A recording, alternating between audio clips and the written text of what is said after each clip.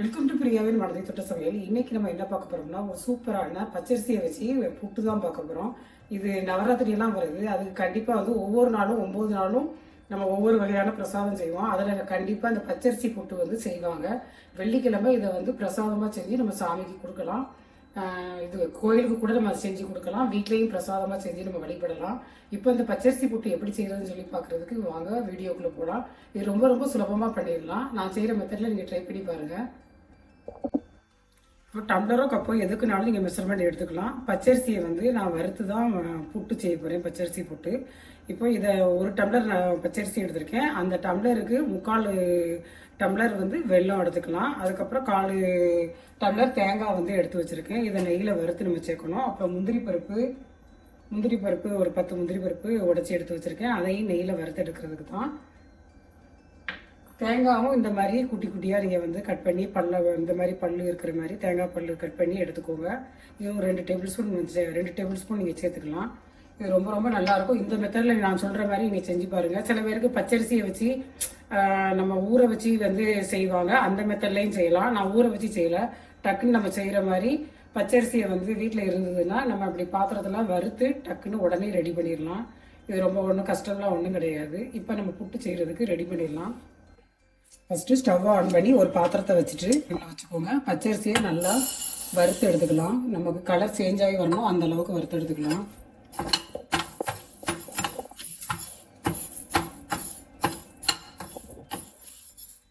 பச்சரிசியை நம்ம ஊற வச்சு நம்ம செஞ்சுக்கலாம். அது ஒரு 4 மணி நேரம் நீங்கள் தண்ணியில் ஊற வச்சுட்டு அதுக்கப்புறமா அதை உலர வச்சுட்டு அதுக்கப்புறமா மிக்சியில் பவுடர் பண்ணி நீங்கள் எடுத்துட்டு அதுக்கப்புறமா வறுத்து எடுத்துடணும். அப்படின்னா தான் அது நல்லாயிருக்கும். இல்லைன்னா பேக்கெட் மாவு இருந்தால் கூட நீங்கள் அதை வறுத்து கூட நீங்கள் செய்யலாம். அதுவும் ரொம்ப நல்லாயிருக்கும். இப்போ உங்களுக்கு பச்சரிசி ஊற வச்சு அது டைம் எடுக்கும். அதனால் இது டக்குன்னு நம்ம ரெடிமேடாக டக்குன்னு இதை வாசனை வர்றது வரைக்கும் வறுத்து எடுத்துட்டு கலர் கொஞ்சம் சேஞ்ச் ஆகி வரணும் அந்த அளவுக்கு. அதெல்லாம் கரைஞ்சிடக்கூடாது. அதை மட்டும் நீங்கள் பார்த்துக்கோங்க. நல்லா வறுத்து எடுத்துக்கோங்க. அரிசி வறுக்கும் போதே நல்லா வாசனையாக வரும். சில பேர் இந்த பச்சரிசி போட்டு செய்கிறது ரொம்ப கஷ்டம் அப்படின்னு சொல்லி நினைப்பாங்க. ஏன்னா அந்த பதம்லாம் வெள்ளத்தை காய்ச்சி எடுக்கும்போது பதம் வரணும். அது டங்குன்னு ஒரு சத்தம் கேட்கும். அந்த மாதிரி பதம் வரணும். அது அதிரசத்துக்கு நம்ம ரெடி பண்ணும்போது நம்ம அந்த பதம் வரும்ல, அந்த தக்காளி பதம்னு சொல்லுவாங்க.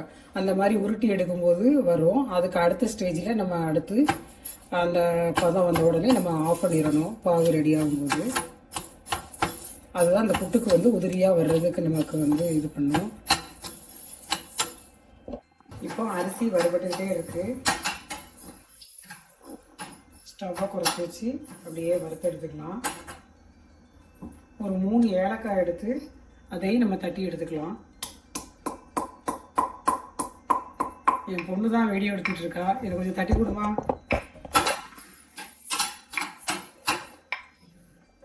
சந்த போக்குல அப்படியே வேலையை எங்கிட்ட தள்ளி விட்டாங்க. செய்யுமா, இதெல்லாம் கொஞ்சம் கொஞ்சமாக சின்ன சின்ன வேலையெல்லாம் செஞ்சு பழகணும்னா உனக்கும் பின்னாடி யூஸ்ஃபுல்லாக இருக்கும். இப்போ பார்த்தீங்கன்னா உங்களுக்கு தெரியும், கலர் நல்லா மாறிடுச்சு. வாசனையே சூப்பரா இருக்குமா?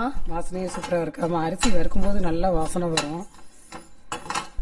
இது இப்படியே சாப்பிடலாமா? சாப்பிடக்கூடாது. அதை நல்லா ஆறுனதுக்கு அப்புறமா இதை பவுடர் பண்ணி எடுத்துடலாம். இப்போ ஸ்டவ் ஆஃப் பண்ணிடலாம். இந்த மாதிரி நல்லா வறுத்து உங்களுக்கு கலர் சேஞ்ச் ஆகி இருக்கணும்.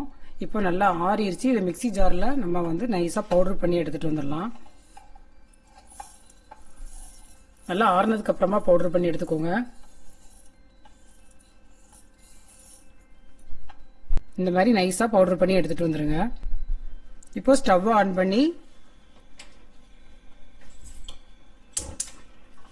1 டம்ளர் தண்ணி, நம்ம 1 டம்ளர் பச்சரிசி எடுத்தோம், அதுக்கு 1 டம்ளர் அளவு தண்ணி எடுத்துக்கலாம். இதில் கொஞ்சமாக மஞ்சத்தூள் சேர்த்துக்கலாம். மஞ்சத்தூள் எதுக்குமா சேர்க்குறீங்க? இது அந்த கலருக்காக. தண்ணி உங்களுக்கு வெதுன்னு நம்ம கை விரல விட்டா அந்த அளவுக்கு விரல் தாங்குற அளவுக்கு சூடு இருந்தா போதும். கொதிக்கலாம் வேண்டாம். இப்ப தண்ணி சூடாகி வரட்டும்.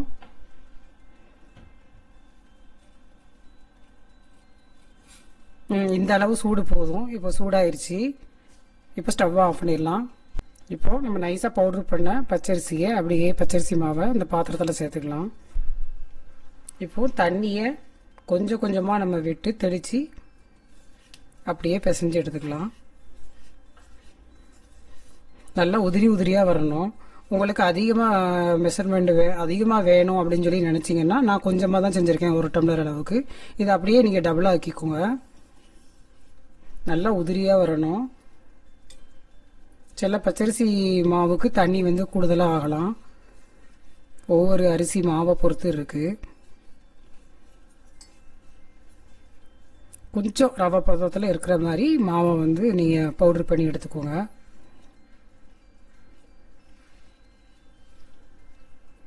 அப்படி செய்யும் போதே அவ்வளோ வாசனையாக சூப்பராக இருக்குது. இதை வறுக்காமலும் செய்யலாமாமா? வறுக்காமல் செய்யக்கூடாது, கண்டிப்பாக வறுத்து தான் செய்யணும். இது நவராத்திரிக்கு கண்டிப்பாக வந்து எல்லாருமே செய்வாங்க. வெள்ளிக்கிழமை அம்மனுக்கு இந்த மாதிரி செஞ்சு பிரசாதமாக வழிபடுவாங்க. கோயிலெல்லாம் கொடுப்பாங்க தெரியுமா அந்த புட்டு? தெரியாதுமா.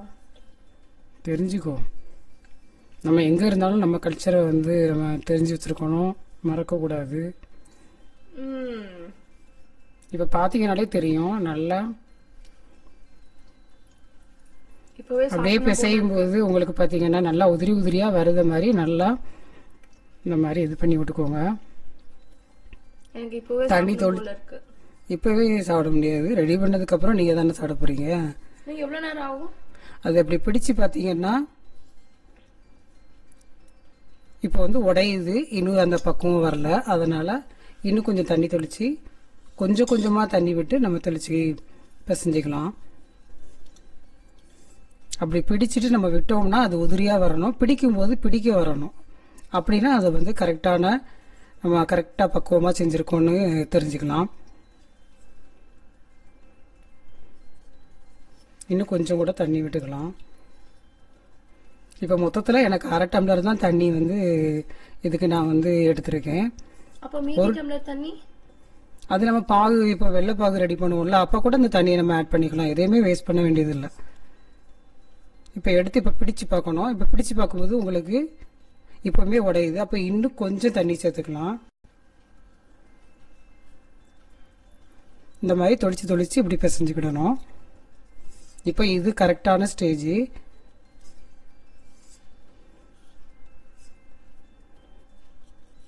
இப்போ பிடிச்சிட்டு இப்படி பிடிச்சு பார்த்தீங்கன்னா இப்போ பார்த்தீங்களா இப்படி பிடிக்கிற மாதிரி வருது, இந்த மாதிரி வரணும். அதுக்கப்புறம் உதுத்து விட்டா நல்லா இப்படி உதிரணும், இந்த மாதிரி உதிரணும். இப்போ இது கரெக்டான பக்குவமாக இருக்குது.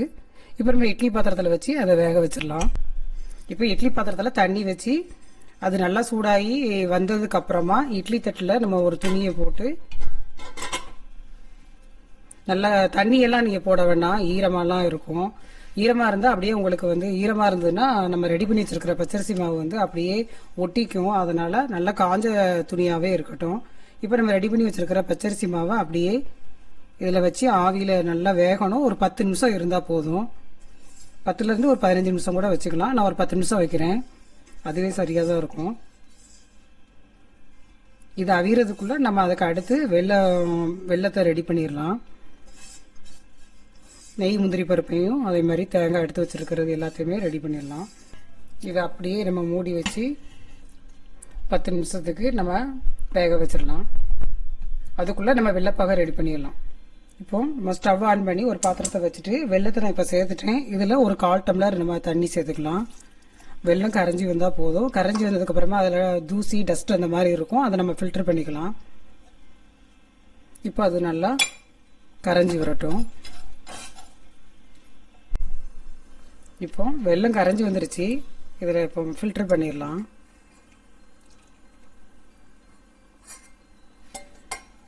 இப்போ பதம் வர்றது வரைக்கும் ஸ்டவ்வை மீடியம் ஃப்ளேமில் வச்சு நம்ம ரெடி பண்ணிக்கலாம். நான் பதம் வரும்போது உங்களுக்கு எப்படின்னு சொல்லி காட்டுறேன். இப்போது நம்ம பாகு ரெடி ஆகிறதுக்குள்ள நம்ம ரெண்டு அல்லது ஒரு 3 ஸ்பூன் நெய் சேர்த்துக்கலாம். நான் 3 ஸ்பூன் போட்டிருக்கேன். நான் சூப்பர் நெய் வாசனை அப்படியே இங்கே வருதுமா. நெய் நல்லா சூடானதுக்கு அப்புறமா நம்ம எடுத்து வச்சிருக்கிற முந்திரி பருப்பை வறுத்து எடுத்துடலாம். நெய் சூடாயிருச்சு. இப்போ முந்திரி பருப்பை அதில் சேர்த்து வறுத்துக்கலாம். இப்போ நெய்யில் நம்ம முந்திரி பருப்பு வறுத்துக்கிட்டு இருக்கோம். இங்கே இது வந்து பச்சரிசி புட்டும் அவிஞ்சிக்கிட்டு இருக்கு. அந்த பக்கம் பதம் உங்களுக்கு பார்க்குறதுக்கு வெல்லமும் ரெடி ஆகிட்டு இருக்கு. இப்போ நம்ம கட் பண்ணி வச்சிருக்கிற தேங்காய் பல்லையும் இது கூடயே சேர்த்து ஆட் பண்ணி வறுத்தெடுத்துடலாம். நெய் கொஞ்சம் கூடுதலாக சேர்த்துக்கோங்க, நல்லாயிருக்கும்.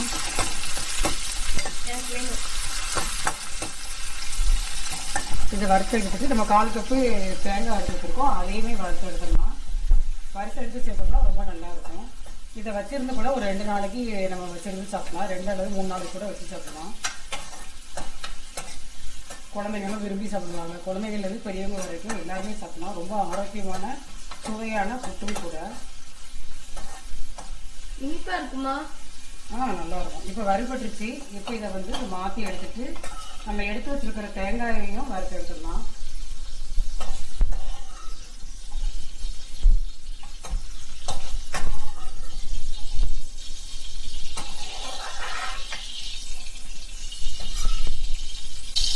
இப்போ நம்ம தேங்காயை அப்படியே சேர்த்து வறுத்து எடுத்துடலாம். தேங்காய் தான் ஏற்கனவே வறுத்துக்கிட்டீங்களா? இந்த தேங்காய் இதுக்கு இது நம்ம 1/4 கப்பு எடுத்து வச்சிருந்தோம்ல, அதையும் வறுத்து எடுத்து சேர்த்தோம்னா ஒரு 2-3 நாளைக்கு வச்சு சாப்பிட்டுக்கலாம். கெட்டு போகாது தேங்காய்லாம் சேர்க்கறதுனால. இல்லைன்னா டக்குன்னு உடனே நம்ம சாப்பிட்டு காலி பண்ற மாதிரி இருக்கணும்.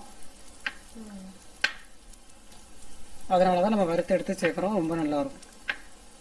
ஸ்மெல்லே செமையா இருக்குமா? இந்த மாதிரி லைட்டா வறுத்து எடுத்தா போதும். இந்த அளவுக்கு வறுத்து எடுத்தா போதும். இப்போ நம்ம ஸ்டவ் ஆஃப் பண்ணிடலாம். இப்போ நம்ம செக் பண்ணி பார்க்கலாம். இப்போ வெள்ளைப்பாக நம்ம விட்டு பார்ப்போம்.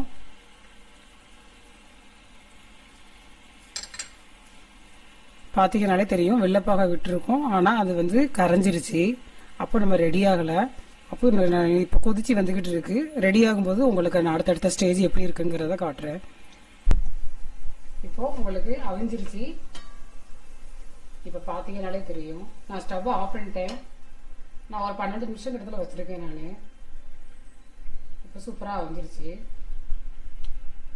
இந்த அளவுக்கு அவிஞ்சிருந்தா போதும், கரெக்டாக இருக்குது. இப்போ நம்ம இது ஆறுனதுக்கு அப்புறமா வெள்ளைப்பாகம் ரெடி ஆகிட்டு இருக்கு. நம்ம அடுத்து அதை செக் பண்ணி பார்த்துட்டு இதுவும் அதுக்குள்ள புட்டும் வந்து உங்களுக்கு ஆறிடும். பச்சரிசி புட்டும் ரெடி பண்ணியிருக்கிறது ஆறிடும். அப்புறமா இந்த பாகம் அதில் ஊற்றி நம்ம கொஞ்சம் கொஞ்சமாக சேர்த்து நல்லா மிக்ஸ் பண்ணி எடுத்துடலாம். அவ்வளோதான், சூப்பராக பண்ணிடலாம். இப்போ நம்ம பாகு பதம் செக் பண்ணி பார்க்கலாம். கை மறிக்குதுமா? இப்போ கொஞ்சம் உருட்டுற பதம் வருது. இப்போ பாருங்க, இந்த மாதிரி இப்போ கொஞ்சம் உருட்டுற பதம் வந்திருக்கு. ஆனால் கொஞ்சம் கரையிற மாதிரி இருக்கு. இன்னும் இதுக்கு அடுத்த ஸ்டேஜில் ரெடி ஆயிரும். இப்போ மறுபடியும் நம்ம செக் பண்ணி பார்க்கலாம். இப்போ வந்து சரியா இருக்கும்னு நினைக்கிறேன் நான். ரொம்ப வந்து முருக விட்டுட்டீங்கன்னா பாகு வந்து முருவிரும். பிறகு உங்களுக்கு புட்டு சரியா வராது. இப்போ இந்த பதம் வந்துருச்சு. இந்த பதம் ரெடி ஆயிருச்சு. இது கரெக்டான பதம். தண்ணியோட கலர் இந்த மாதிரி உருட்டுனீங்கன்னா உருட்டுற பதம் இந்த வந்துருச்சு. இது இந்த மாதிரி இருந்தால் போதும். இனிமேல் நம்ம புட்டில் நம்ம ஆறுனதுக்கு அப்புறமா அப்படியே ரெடி பண்ணிக்கலாம். இப்போ நம்ம ரெடி பண்ணி வச்சிருக்கிற புட்டு மாவை அப்படியே இந்த பாத்திரத்தில் சேர்த்துக்கலாம். இப்போ பார்க்குறதுக்கு உங்களுக்கு அப்படி கெட்டியாக இருக்கிற மாதிரி தெரியும் அவிச்சு எடுத்ததுனால. கொஞ்சம் நல்லா கொஞ்சம் சூடு ஆறுனதுக்கு அப்புறமா கை பொறுக்கிற சூடு வந்ததுக்கு அப்புறமா நம்ம அப்படியே உதுத்து விட்டுக்கலாம். இப்போ சூடு வந்து ஓரளவு கை பொறுக்கிற அளவு தான் இருக்குது. அதனால அப்படியே நம்ம உதுத்து விட்டுக்கலாம். இதுக்கடுத்து என்னமா பண்ணணும்? இதுக்கப்புறமா அந்த வெள்ளைப்பாக கொஞ்சம் கொஞ்சமா அதில் சேர்த்து நல்லா மிக்ஸ் பண்ணணும். வறுத்து வச்சிருக்கிற நெய், முந்திரி பருப்பு எல்லாத்தையுமே இனிமேல் இதில் ஆட் பண்ணிட வேண்டியதான். அது அப்படியே உருண்டையா பிடிக்கணுமோ? உருண்டையெல்லாம் பிடிக்கக்கூடாது. இதை நல்லா உதுத்து விட்டுறணும். புட்டுங்கிறது இப்படிதான் இருக்கும். ஓகேவா? என் பொண்ணுக்கு நான் புட்டு செஞ்சு கொடுப்பேன். பச்சரிசி புட்டுல முன்னாடி வந்தப்பெல்லாம் செஞ்சு கொடுத்தேன். இப்போ ஃபுல்லாக வந்து எல்லாமே மில்லட்டில் தான் செய்கிறது. நான் ராகி மாவு, அப்புறம் கம்பு, திணை, குதிரைவாளி அப்படி நிறைய இருக்குல்ல, அந்த மாதிரி இதில் தான் இந்த மாதிரி நல்லா உதுத்து விட்டுக்கிடணும். இப்போ நம்ம பொடி பண்ணி வச்சிருக்கிற ஏலக்காய் தூளை அப்படியே இதில் ஆட் பண்ணிக்கலாம். நான் வெள்ளைப்பாக்கில் போடணும்னு நினச்சேன், மறந்துட்டேன். அதனால அப்படியே சேர்த்துக்கலாம். இப்போ வறுத்து வச்சிருக்கிற தேங்காயையும் அப்படியே அதில் ஆட் பண்ணிடலாம். இப்போ நம்ம தேங்காயும் முந்திரி பருப்பு வறுத்து வச்சிருக்கிறதையும் அதையும் இதில் அப்படியே ஆட் பண்ணிக்கலாம். இதில் கொஞ்சம் நெய் இருந்தது, அதனால அப்படியே சேர்த்துக்கலாம். நீங்கள் நெய் வேணால் 1 டீஸ்பூன் கூட சேர்த்துக்கோங்க. இதில் கொஞ்சம் நெய் அதிகமாக சேர்த்துருக்கிறதுனால இந்த நெய்யவே அப்படியே நான் வந்து இதில் அப்படியே சேர்த்து நல்லா மிக்ஸ் பண்ணி விட்டுக்கிடுது. இப்போ நம்ம ரெடி பண்ணி வச்சிருக்கிற வெள்ளைப்பாகம் ஆறிடுச்சு. அதை கொஞ்சம் கொஞ்சமாக சேர்த்து நம்ம கலந்து விட்டுக்கலாம்.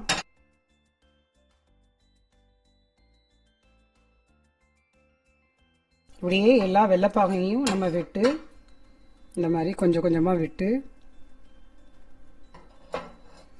நல்லா மிக்ஸ் பண்ணி விட்டுக்கோங்க. இது உதிரியாக வராது, கெட்டியாக இருக்கும் அப்படின்னு நினச்சிங்கன்னா, சில பேருக்கு கெட்டியாக வந்துருச்சு அப்படின்னு சொன்னால் ஒன்றும் பிரச்சனை இல்லை. மிக்சி ஜாரில் ஒரு 30 செகண்ட் நீங்கள் வந்து அப்படியே பல்ஸில் விட்டு நீங்கள் எடுத்துக்கலாம்.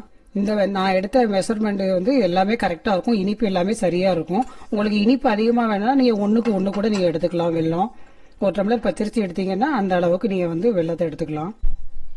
இப்போ பச்சரிசி புட்டு ரெடி ஆயிடுச்சு. இப்போ நான் வேற ஒரு பிளேட்டில் உங்களுக்கு மாற்றிட்டு எப்படி இருக்குன்னு காட்டுறேன். இப்போ சூப்பராக பச்சரிசி புட்டு ரெடி ஆயிடுச்சு. நீங்களும் உங்கள் வீட்டில் ட்ரை பண்ணி பாருங்கள்.